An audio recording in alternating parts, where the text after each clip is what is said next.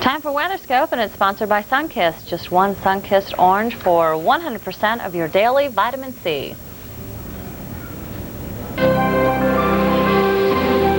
This is WeatherScope.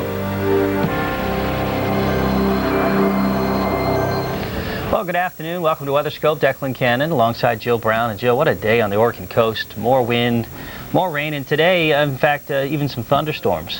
Yeah, and it seems like every time a storm comes in, we hear about hurricane force winds. Everybody goes, yeah, again today. Yeah, been a rough week. Cape Blanco typically is a pretty windy spot, and we're going to get a break. This first system, thankfully, is moving very quickly, but there's a pretty nasty-looking one farther out, which is moving very quickly towards the coast. Alrighty, as things kind of whip into a frenzy on the west coast, they're beginning to quiet down a little bit in the east. Take a look at the latest radar, and if you haven't checked this since last night, probably a sight for sore eyes. We had a heavy batch of rain that continued to come up the coast throughout the day yesterday. Some minor flooding problems. That never became a real big deal, but we did have problems with ice in a few spots and some pretty decent snow. Now, you know what? This is all rain. As a matter of fact, there goes one batch just about out of Maine. Some snow, some freezing rain still in there, a little rain along the coast. This is a little bit warmer, so it's rain now, but as it goes up into cold air, we could see just a little bit more in Maine. And we're not finished yet. There's more down the road a piece. As you can see, we have some rain and some snow West Virginia into Virginia as this area of low pressure intensifies and a little disturbance kind of rides up the coast. That'll keep things going kind of on and off. We'll watch it through the afternoon. And last but not least, we also have some showers down into Florida, but it's showers, not too many thunderstorms today. That front will press on through, and everybody ought to be looking at some better weather by tomorrow. So here's the next radar down the line. Roanoke getting some rain, I believe, but it's not too far west that you get snow. This is all snow out up into Charleston, Bluefield, Lewisburg reporting some heavy snow, and that's been going on for about 2 hours. So we'll be hearing about some tallies, I'm sure. Over around Richmond, you'll find rain on Interstate 95. It's a nice break through Raleigh and all the way down into South Carolina. Shouldn't have any problems. That rain is just along the coast, and it's pretty light. Florida, this looks pretty good. One lone thunderstorm we've been watching for an hour or so. Cut across the north end of the lake, and looks like it's going to be mainly south of Vero Beach. You might find some downpours on Interstate 95 and A1A, and as that moves out, well, there's not much building behind it. We do have a little more rain down around Miami that's fairly heavy. The front's way back here in the central part of the state, so until it completely goes through, you still have a few clouds around, and again, maybe a couple thunderstorms today, but look what comes behind it. A lot of dry air, clear skies. That doesn't necessarily mean warm weather.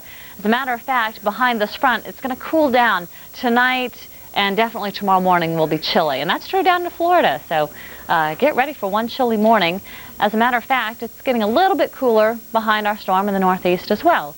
Colder now than it was yesterday, but of course yesterday had rain in Rochester and in Buffalo, but today behind the front it's in the low 30s, just no more moisture really to speak of around, so there's not much snow.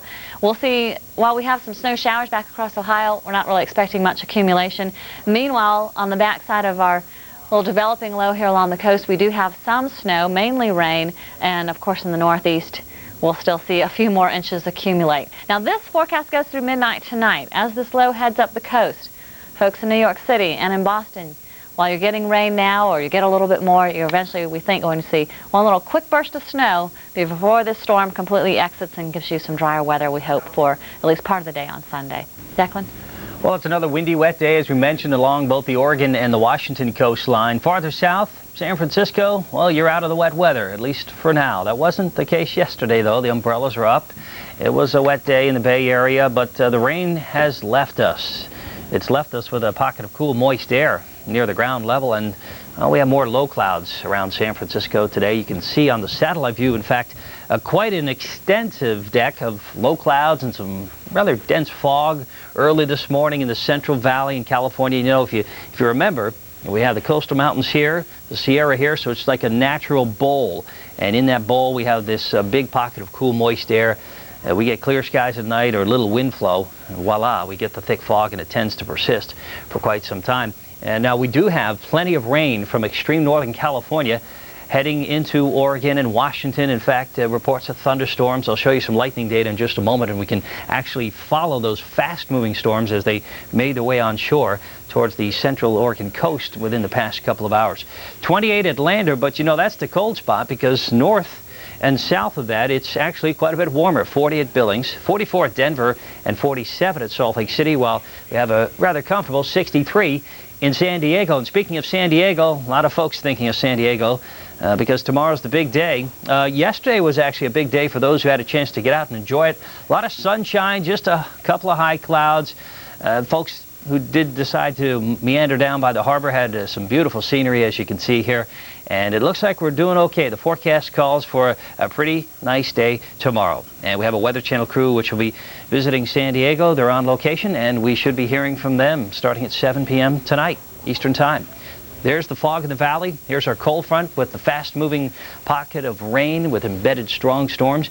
And you know they had a gust of 60 miles an hour at Netarts on the Oregon coast. Cape Blanco, well, you had to figure they'd have one of the highest wind gusts, 70 miles an hour. And the rain is widespread from Seattle south to Portland.